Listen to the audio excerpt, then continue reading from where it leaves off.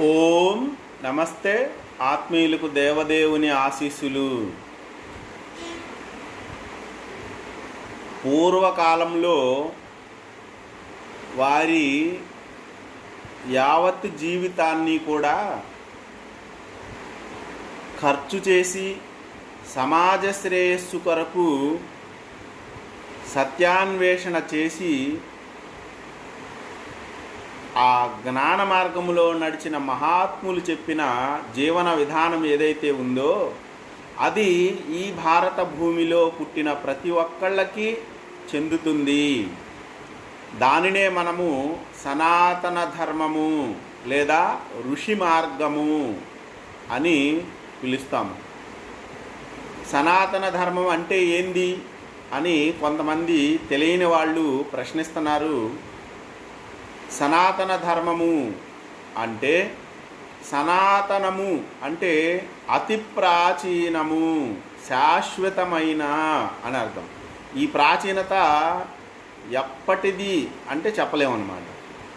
ధర్మము అంటే అందరూ కూడా దానిని ధరించాలి కనుక అది ధర్మము. ఎందుకొరకు దానిని మనం ధరించాలి అంటే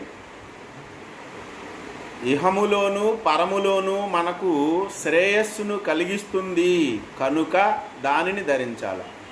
ఏ ఆచరణ అయితే ఈ జీవితంలో మనకు ప్రశాంతతను కలిగించి దేహ తదనంతరము పరమపదమైన మోక్షాన్ని చేర్చేలాగా చేస్తుందో అది ధర్మము.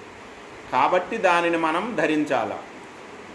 ధర్మమునకు నిఘంటుకారులు చెప్పిన నిర్వచనం ఏంటంటే అది సమస్తమును ధరిస్తుంది కనుక సమస్త జీవులు దానిని ధరించాలి. ఆ కారణం చేత ఇది ధర్మము అని పిలువబడుతోంది అని చెప్పారు.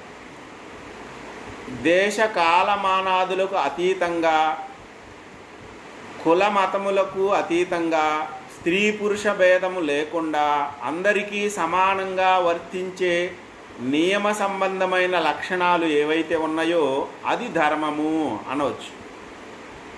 ఉదాహరణకి ఎక్కడైనా ఎవరికైనా స్త్రీ పురుష భేదము లేకుండా బాల్య దశ, యౌవన దశ, కౌమార దశ, వృద్ధాప్య దశ అనేవి ఖచ్చితంగా సంక్రమిస్తాయి. ఇది ఒక ధర్మము. దీనిని మనం